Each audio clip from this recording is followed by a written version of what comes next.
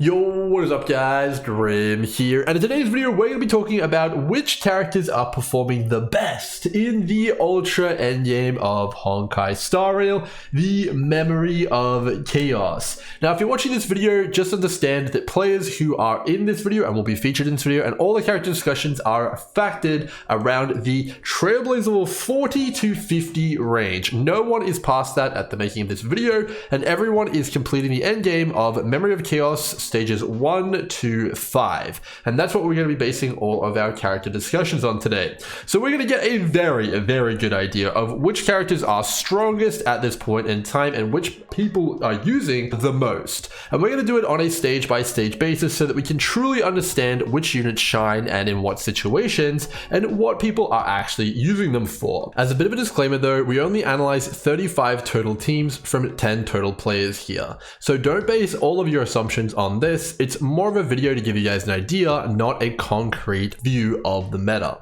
In addition to that, I'm sure there's going to be a lot of changes as people get to max level, which is level 80 of characters. Right now, people's characters max out at level 60. So everything here, treat it with a bit of information, but also a pinch of salt. All right, so if you guys aren't familiar with the Memory of Chaos, it's essentially a mode which unlocks after you finish the floor 15 of the Forgotten Hall. It's incredibly hard. It resets every 2 weeks, and it also has a seasonal affix which favors hunt and erudition characters. Overall, also the characters that will be featured in this list, the only people who are actually able to access Memory of Chaos right now are people who have spent Stellar Jades on refreshes. So chances are they're probably people who have spent a bit of money on the game. So with all that said, let's get into the info. All right, first and foremost, stage 1. Let's see which characters are being most used and are most powerful for stage 1. So stage 1 features a pair of monsters here which are weak to wind, as well as one of them being weak to quantum and physical, and the other one being weak to fire and lightning. It also features Japad as well as a Silvermane General here, who are both weak to physical. So which characters performed the best for this stage? Well, it's pretty interesting. So if we take a look at the play rates, this is a sample size of 10 different teams. So 10 separate players submitted their teams here. 100% of the teams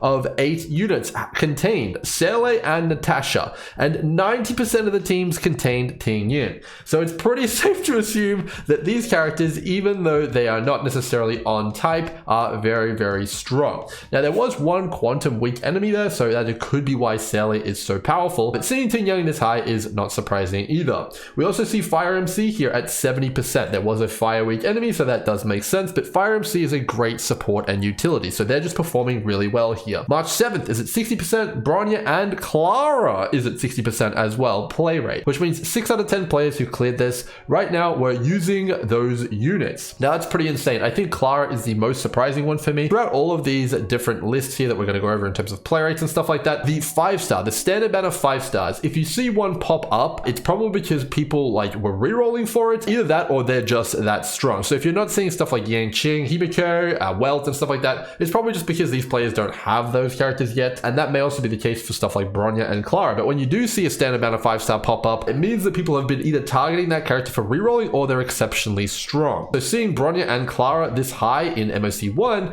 definitely is pretty surprising. I mean, not so much for Clara because there is a double physical weakness side there, but overall it is pretty interesting. Now we also do see Bailu here at 40%, that's not surprising, and then we do see a bunch more supports, Pella, Asta, Welt, and Japad, and then much lower down we see some more DPS, Hook, Serval, Yangqing, Dan Heng, Sampo, and Sushang. Now overall what I want to draw your attention to is not necessarily the units that were used, which is pretty interesting, but the units which weren't used, and you'll see a theme across all of these different charts here, and that was Himiko, physical main character, Arlen Herder, and QQ. QQ, I can't say her name properly, so I'm just going to call her QQ, but the Marjorie player. So these characters, I think you could probably say are a little bit on the weaker side. Himiko does end up popping up later on, which we'll talk about in the video, but right now she doesn't seem to be used too much over other units. There was one fire weakness character here, but it seems like other characters, even like Serval and stuff like that, were being preferred. And another thing which you guys are going to see is that all of the supports have very high play rates, specifically the defensive supports. And the reason for that primarily is because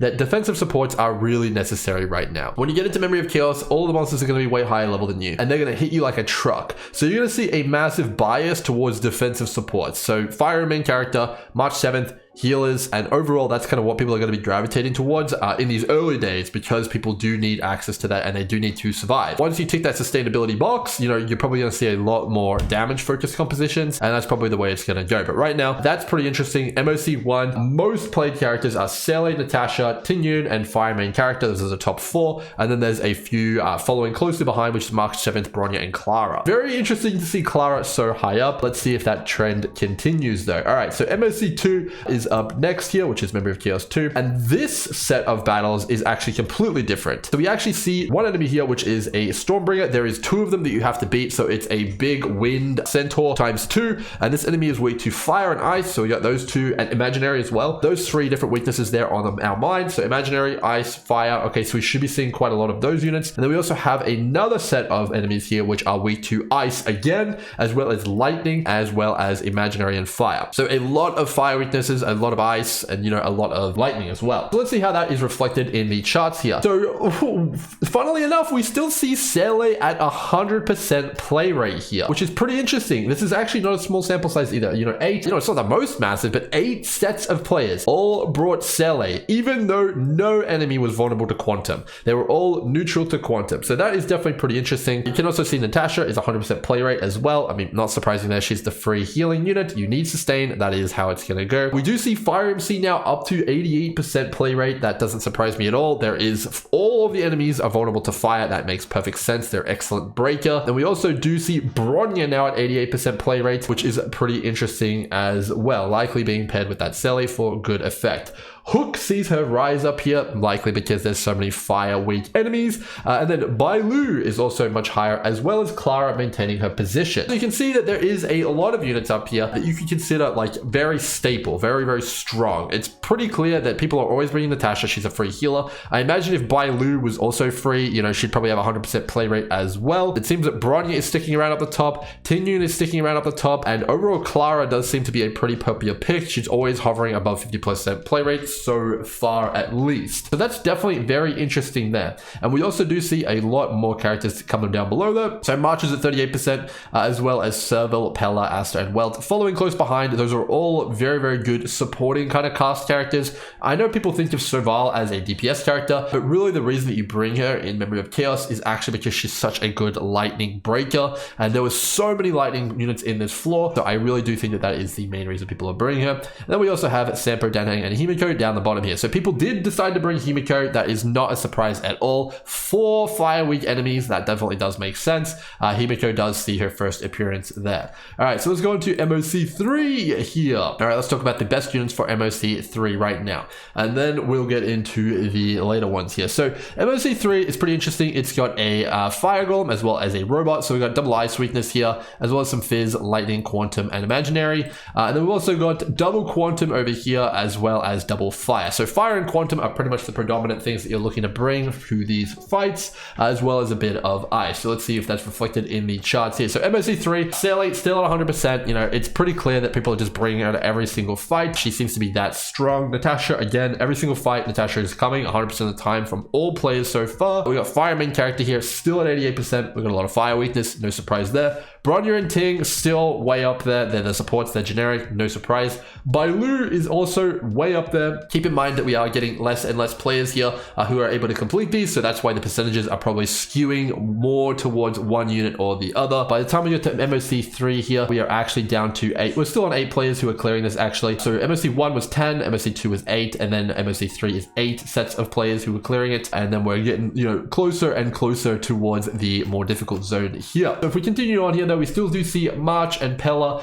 with very, very good, you know, kind of play rate here, which is actually surprising. Pella with such a high play rate, it looks like that jumped up due to the fact that there is a lot of ice weakness there. People obviously bringing her out and needing her for this fight. I think I probably would hazard a guess to say that that is probably a D spell, which might be being used on the Searing Prowler. If you guys didn't know, this monster applies a massive buff to themselves, and that buff can just be straight up stripped with Pella. It is incredibly powerful, and it almost somewhat trivializes this fight if you do strip that off. In addition to that, the Searing Prowler is obviously ice weakness, and then the other monster on this stage is also ice weakness, bonus. So that's probably why we see Pella rise in the ranks here. Definitely very interesting there. So Val is going to be having a pretty high play rate as well. There was a lot of lightning weakness availability on that Searing Prowler as well. Hook, Asta, Clara, Sushang. Okay, so Clara is definitely a little bit lower here. It seems that people aren't bringing her as much when there's not as much physical weakness. Definitely makes sense. And then obviously we also do have a few other ones down here like Welt, Sampo, Yang Qing, Japad, and Himiko. So Himiko is still getting some play here. Pretty interesting there. So overall, we've got our similar themes here. You know, we've got our supports dominating. We've got our main OP DPS deal still at 100%, and we have our healer and sustaining characters overall being the most played units. So supports, sustain, no surprise there, they're the generic units, so we can see a lot of people using them. On to MoC4. So this is now going down to 6 teams which have cleared this successfully. You know, definitely still a reasonable sample size, but you know, we're getting pretty tight here. Definitely not as big as the earlier ones here. So the enemies we're up against now are a double wind weakness on the first side here, which is pretty interesting, as well as a double fizz weakness on the other side there with some quantum weakness thrown in.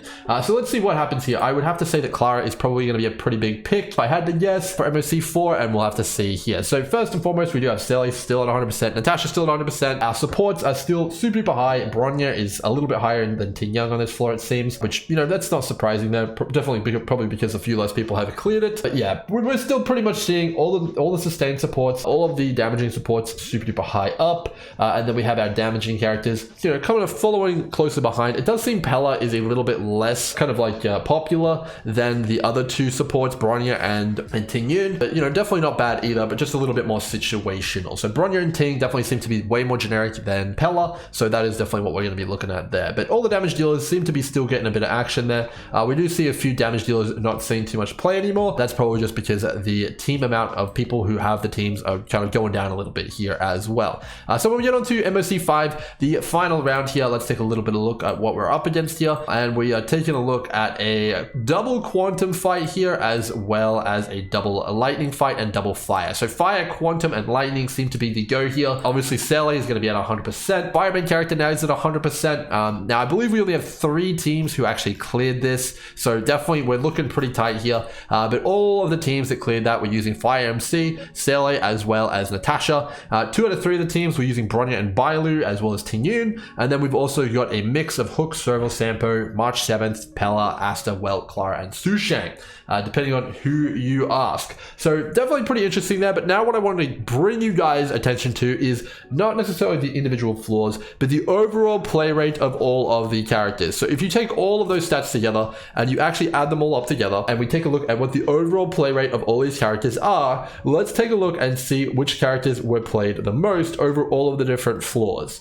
Now again, this is only a total of 35 individual sets of teams, and obviously we only had 10 players submit their teams so far. So if you are a player who does Memory of Chaos, please head over to my Discord server and submit them so we can increase this sample size and get an even better idea of what's going on. I'd really appreciate it, and we got a pretty cool community going over there, so definitely go do that. But what are the most played teams right now? Well, so we've got Sally in first place. She had 100% play rate across everybody who has completed so far. Natasha also has 100% play rate. Fire MC has 83% play rate across all stages right now, which is insane. They're the third most used unit, which isn't surprising to me at all. Like, having actually done it myself, this unit just feels completely broken when you're actually playing it. It's crazy, and if you put gear on it, it's even better. Tin Yun actually has a 77% play rate, above Bronya by a little bit, but she's a 4-star, so she's a lot more accessible. And Bronya with a 74% play rate so far.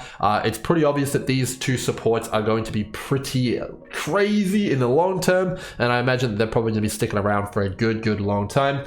We got Bailu here at 54%. I think everyone would be using Bailu if they had her. I know I would be. I don't have her.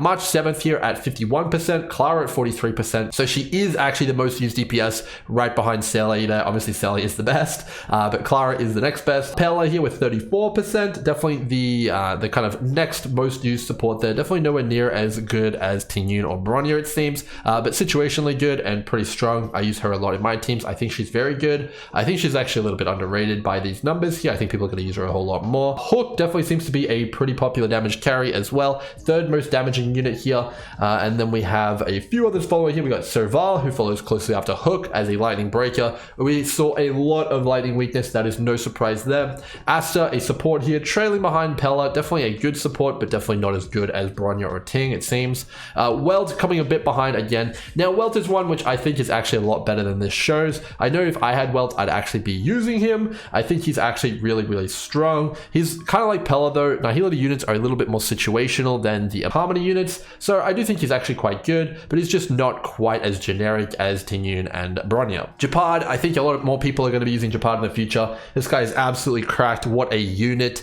I would be using him if I had him, but I think he is a little bit low on this list. I think people just don't realize how good he is yet. He is definitely very, very strong. I think he's right up there with as good as Fire MC. I just don't think many people rerolled for him or have him yet, but I think once people do have him, he's going to shoot right up at least over 50%, I think, usage rate from my perspective. The people who have all the units, the Chinese players who have all of them maxed out, they use Japad in every single team. So he is definitely very, very good. Su Shang there is nice as well. She's probably the best physical unit right now in terms of single target breaking, but Clara is just so much more generic. So if you had Clara, I think people are going to be using Clara instead of Su Shang. But if you don't have Clara, unfortunately that's me. I've been using Su Shang. She's pretty good, not too bad there.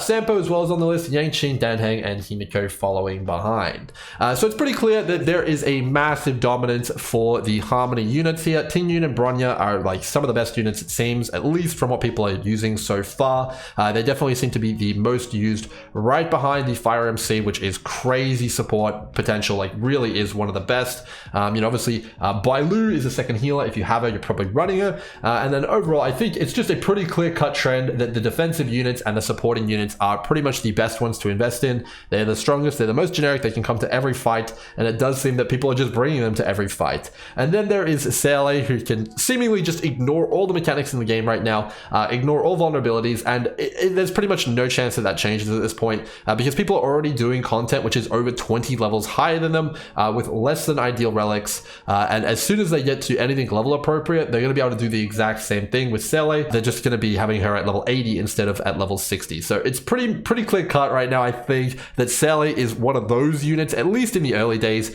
which are pretty much going to be able to ignore the vulnerabilities. As long as the enemy isn't like resistant to quantum, she's pretty much going to be able to roll the whole floor if you put some supports with her. Hopefully this is giving you guys a little bit more information on which characters might be valuable in the endgame. Remember, everything is subject to change and we're not in the rock solid endgame yet, but if you found it useful and you want to see more, make sure to subscribe to the channel. It would really help me out. And if you like this video particularly, make sure to chuck it a like. But until next time, hopefully you guys enjoyed. Cheers.